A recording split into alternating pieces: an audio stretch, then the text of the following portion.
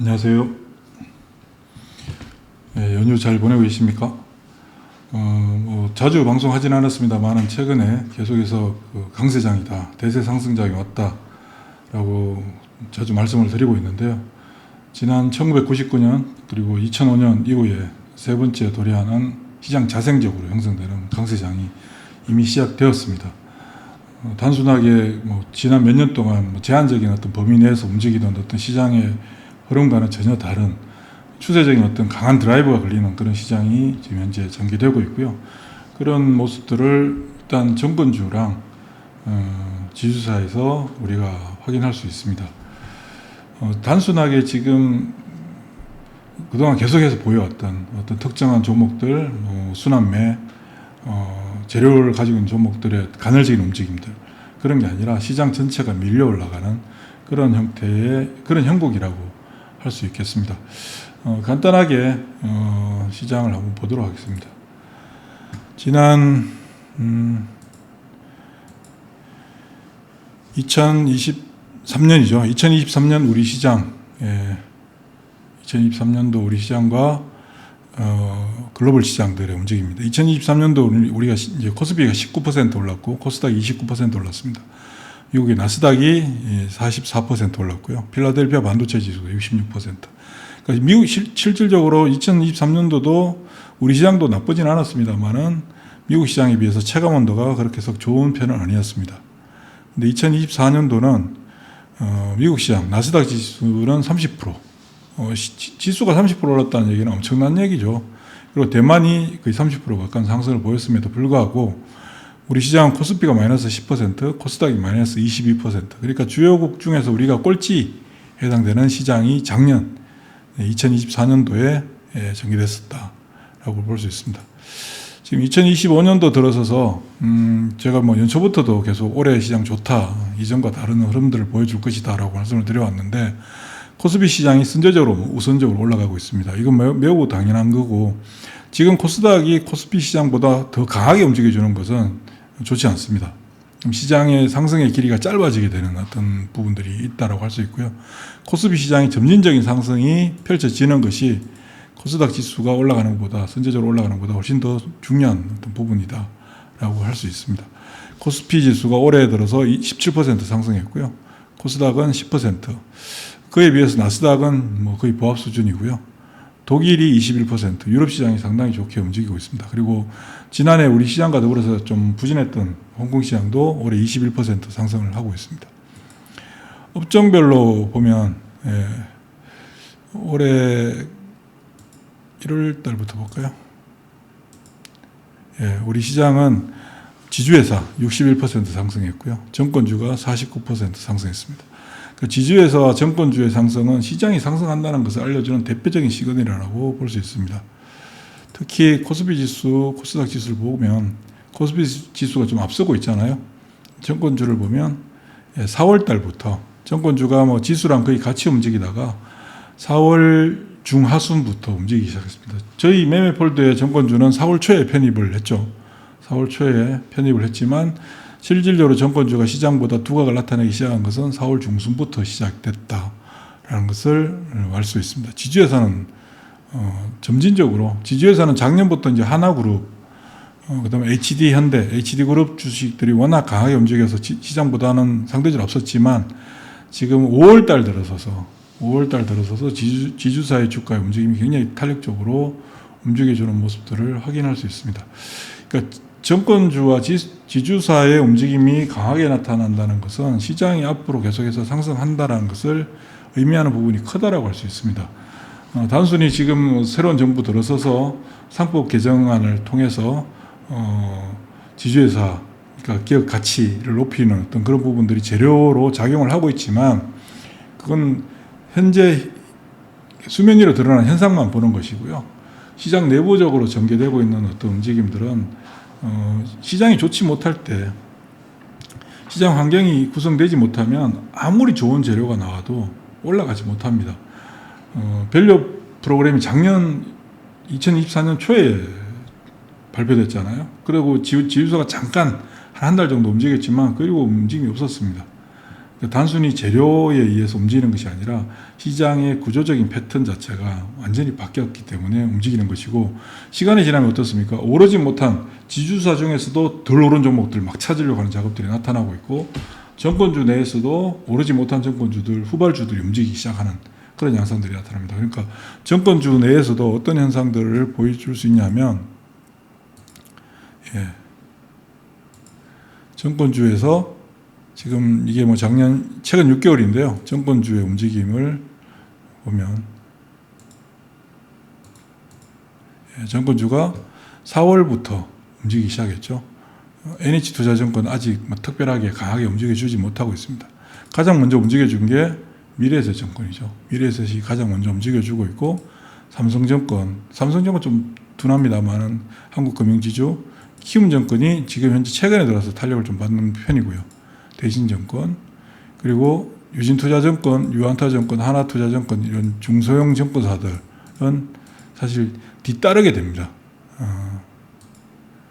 선발대가 먼저 움직이고 난 후에, 그 다음에 오르지 않은 게 뭐가 있을까 하면서 찾기 시작할 때 이제 얘네들이 움직이기 시작하는데, 최근 들어서 후발 정권주들이 움직이기 시작하는 모습들이 나타나 주고 있죠.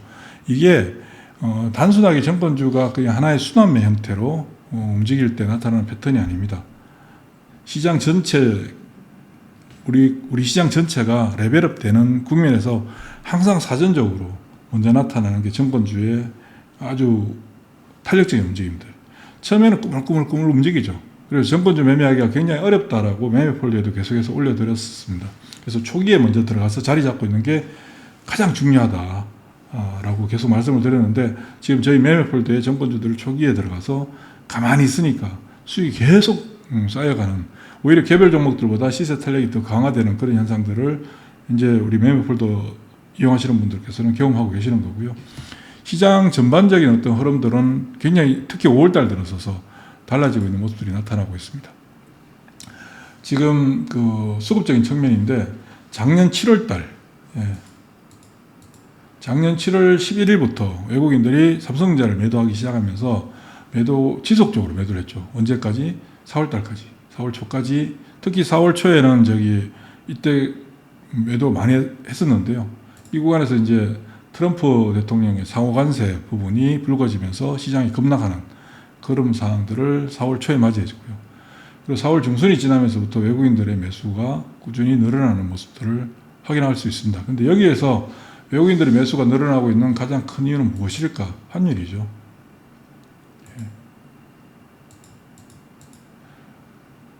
원달러 환율이 작년에 계엄 발생되고 나서 1486원까지 올랐었습니다. 원달러 환율이 장중에. 그러던 것이 지난주 금요일 날 우리 정규 시장에서 1456원까지 빠졌거든요.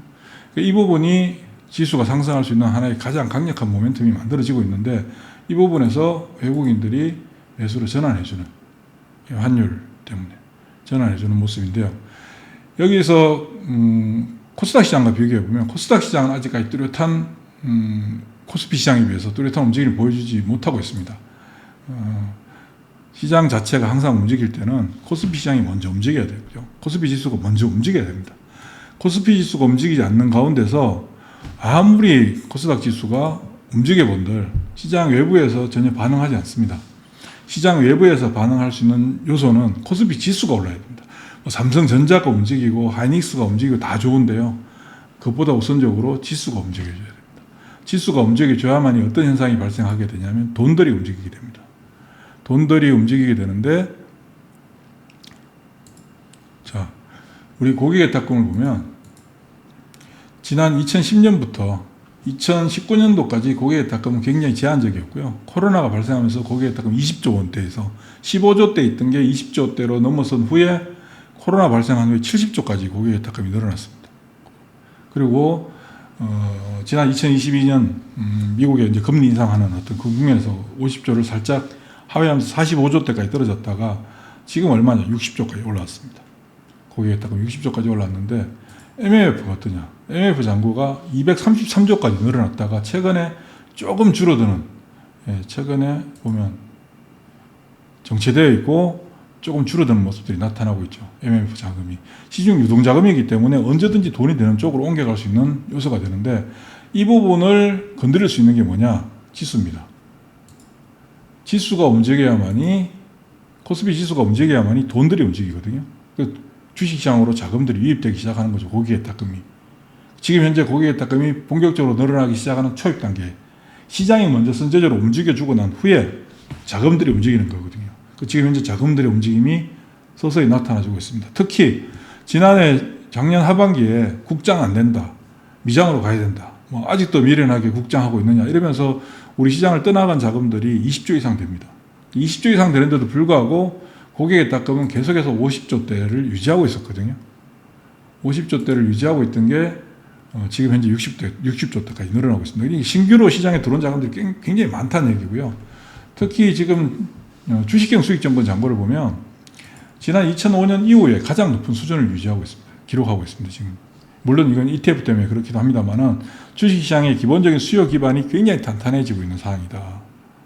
그리고 지금 현재 얼마 전에 우리 OECD인가요? 우리나라 경제 성장률 0.5%까지 떨어뜨렸죠. 낮아질 거다. 최악의 상황에 놓여 있잖아요.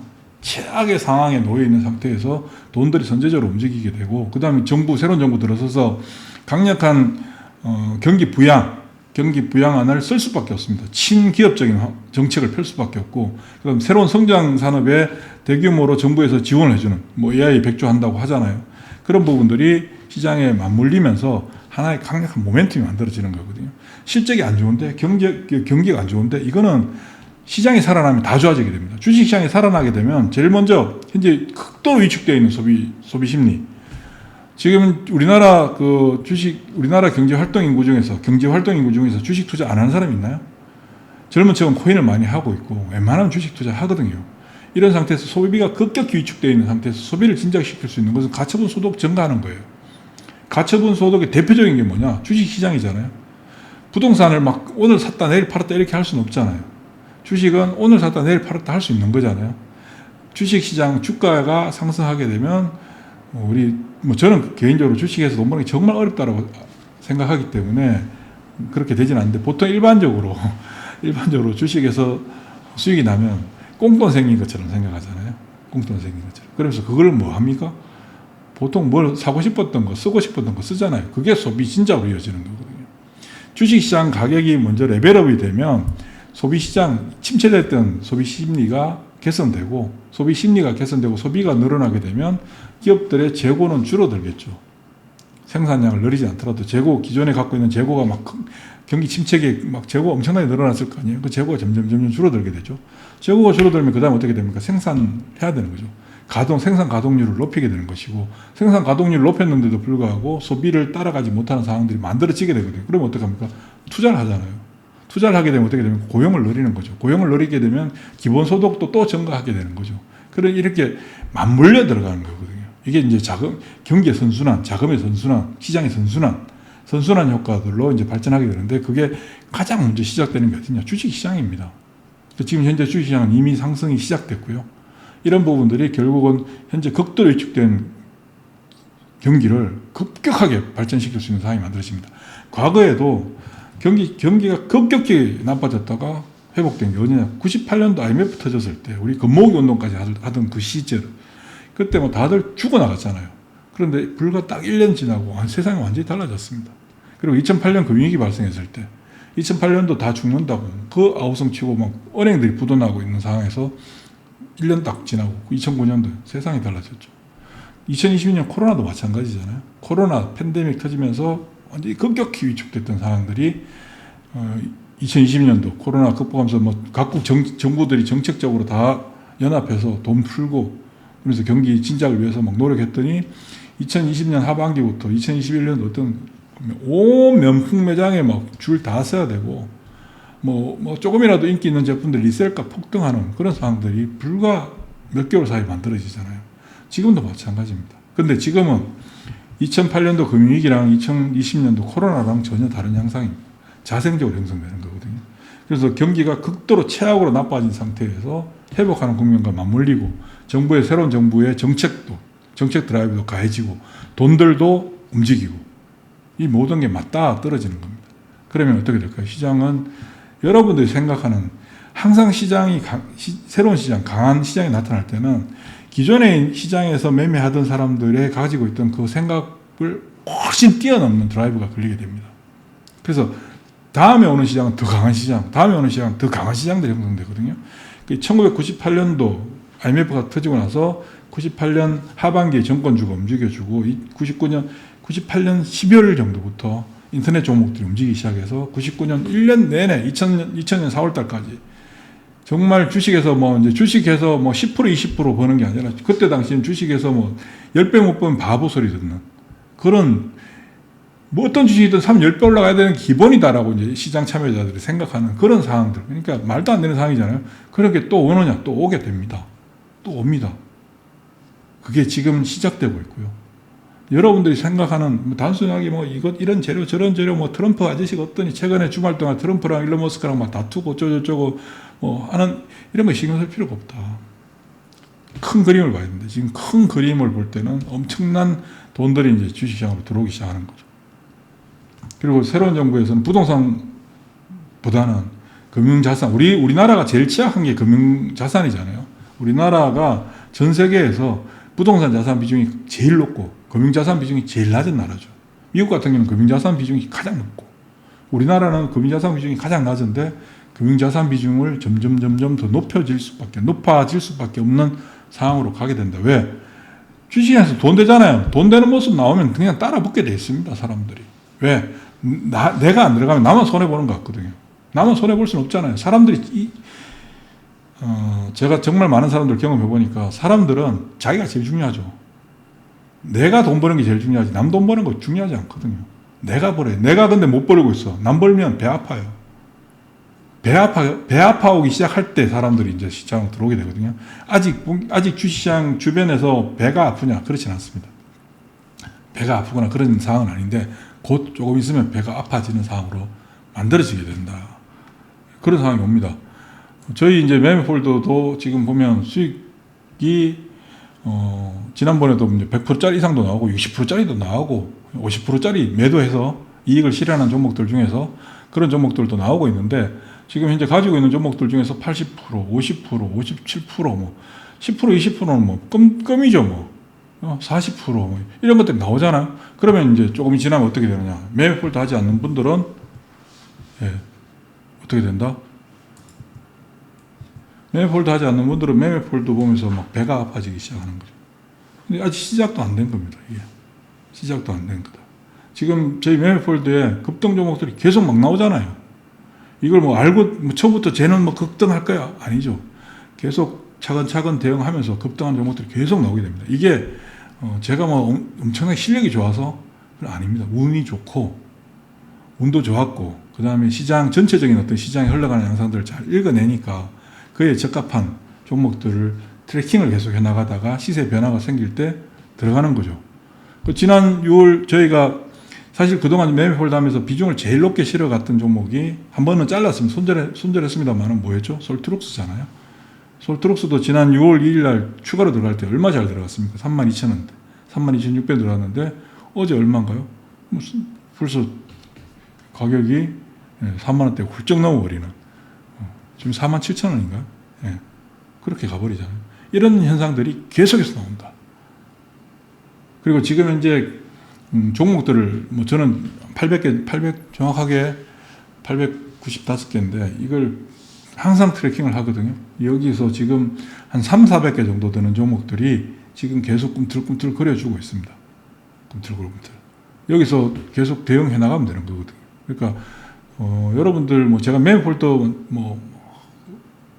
억지로 없는 사실을 얘기하면서 하는 게 아니라 있는 사실 그대로 말씀드리면 먼저 들어온 사람이 임자다. 그렇게 볼 수 있습니다. 왜? 그러면 시장에서 형성되는 주도주들을 여러분들 계좌에 이건 주도주야 하는 이미 주가가 다 올라간 종목들 지금 예를 들면 하나 에어로스페이스 20만원대 15만원대 있던 거 지금 얼마 전에 89만원 정보사에서 최근 나온 보고서 100만원 넘어간다고 하는데 89만원 90만원에 주도주야 이걸 사면 어떻게 될까요? 잘 안 가잖아요. 이제부터 그렇게 올라가기 전에 미리 초기에 들어가서 주도주가 되는 게 중요한 거지. 주도주가 돼서 시장에 있는 모든 사람들이 다 쳐다보면서 저건 주도주야 하는 걸 그때 가서 사서 돈이 될까요? 돈이 안 되죠. 돈이 되기 시작할 때 들어가야 되는 겁니다. 그런 측면에서는 여러분들이 뭘 사야 되지? 어떤 종목 사야 돼? 얼마에 사야 돼? 언제 사야 돼? 이게 제일 핵심적인 거잖아요. 그리고 얼마에 팔아야 되는데? 손절은 해야 돼, 말아야 돼? 손절할까 말까 고민되잖아요. 그거를 저희 매매폴더는 모든 걸 다 해드립니다. 대신 특정한 기업 하나를 가지고 막 엄청나게 딥하게 파고 들어가지고 안 합니다. 그냥 좋은 회사들, 매매하는 데 있어서 아무런 문제 없는, 여러분들 다 그렇게 하잖아요. 그런 회사들 가지고 적절하게 들어가서 보유하고, 또 너무 오래 안 걸고, 옛날 UPM처럼 너무 오래 안 걸고 하고, 그냥 적절하게 여러분들 재미 느낄 수 있게 이렇게 탁탁탁탁 끊어드리니까 비중은 여러분들이 알아서 하시면 되는 거고, 대신 기준은 있죠.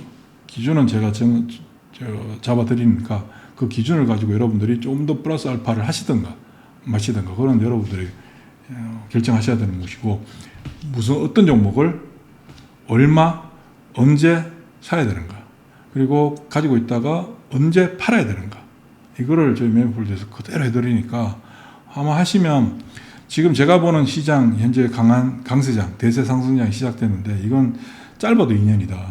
지금부터 앞으로 한 2년 이상은 여러분들이 매매폴더에서 하시면 계속해서 시장 내에서 제일 핫한 종목은 여러분들 계좌에, 물론 막 최고로 좋은 종목이 들어있다라고는 할 수는 없겠지만, 시장에서 어느 정도 이상의 움직이는 종목들은 다 매매폴더 안에, 여러분들 손 안에 그 종목들을 가지고 있게 될 겁니다. 그건 분명한 사실이니까 그거 잘 활용하시면 좋지 않을까. 지금 시장은 그냥 단순하게 지나가는 순환매 이런 시장이 아닙니다. 다시 한번 말씀드리지만 엄청난 시장이다. 이 시장에서 여러분들이 매매폴더를 이용하시면 굉장히 좋은 성과를 누릴 수밖에 없을 것이다 라고 자신 있게 말씀드릴 수 있습니다. 자, 오늘은 여기서 마무리하겠습니다. 수고하십시오.